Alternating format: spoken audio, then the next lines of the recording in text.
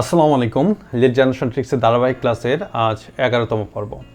তো ইতিপূর্বের ক্লাসগুলোতে আমরা অনেকগুলো এক্সটেনশন নিয়ে এবং বিভিন্ন ট্রিক্স নিয়ে আলোচনা করছি। আজকে একটা নতুন এক্সটেনশন নিয়ে আমরা আলোচনা করব, সেটা হচ্ছে LeadLeaper।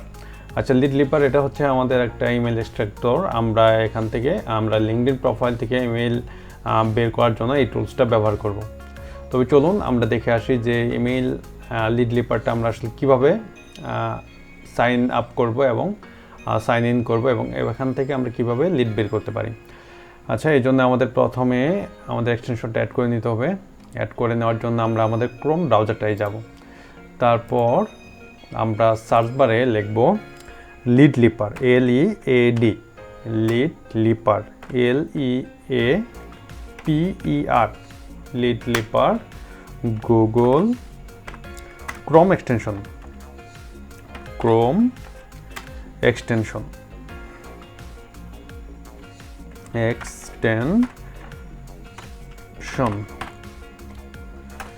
আচ্ছা সরি, ক্রোম বানানটা ভুল হয়ে গেছে। ক্রোম এক্সটেনশন এটা লিখে আমরা যদি ইন্টার চাপি,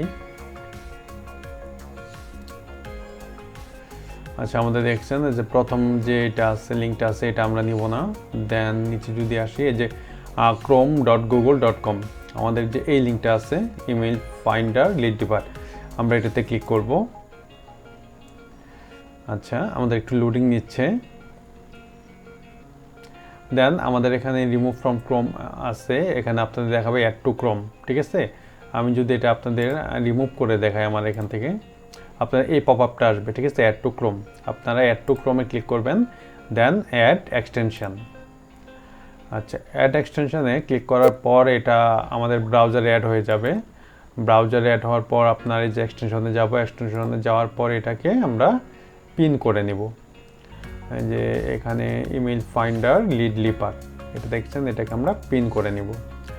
আচ্ছা, এখন আমরা যারা নতুন, যারা ইতিপূর্বে LeadLeaper ইউজ করে নাই, তাদের কি করতে হবে, এখানে একটা অ্যাকাউন্ট ক্রিয়েট করে নিতে হবে, অর্থাৎ সাইন আপ করে নিতে হবে।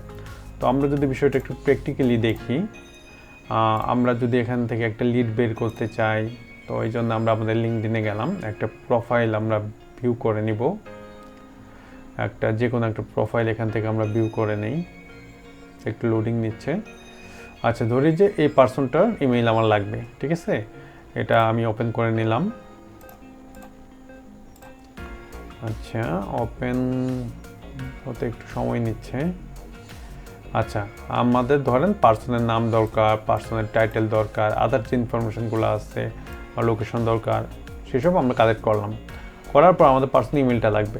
কেন্দ্র আমাদের ইমেল নিয়ে আসছে, আমরা কেন্দ্র থেকে নিব না, আমরা নিব কোথা থেকে, LeadLeaper থেকে।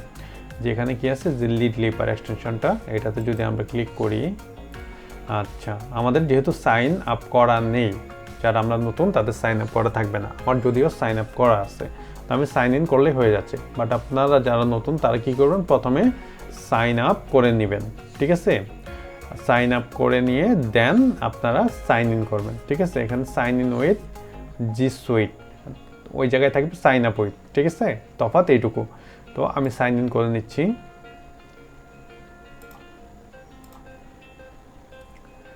আচ্ছা, আমার সাইন ইন করার জন্য আমি জিমেলটা সিলেক্ট করলাম।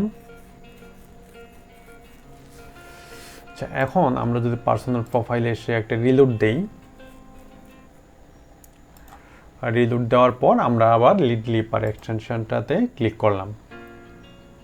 আচ্ছা দেখেন, LeadLeaper কিন্তু ইমেল নিয়ে হাজির হয়েছে। ঠিক আছে, দেখেন ইমেলটা, এই পার্সোনাল ইমেল হচ্ছে এটা আমরা কপি করব, কপি করে আমরা ব্যবহার করব। ঠিক আছে, আমাদের কী করতে হবে, যে ইমেলটাতে একটা ক্লিক করতে হবে। এটা একটু ডিফিকাল্ট অন্যগুলা থেকে, অন্য এক্সটেনশনগুলোতে আমরা কপিতে ক্লিক করলে কপি হয়ে যায়, এটা একটু প্রবলেম করে।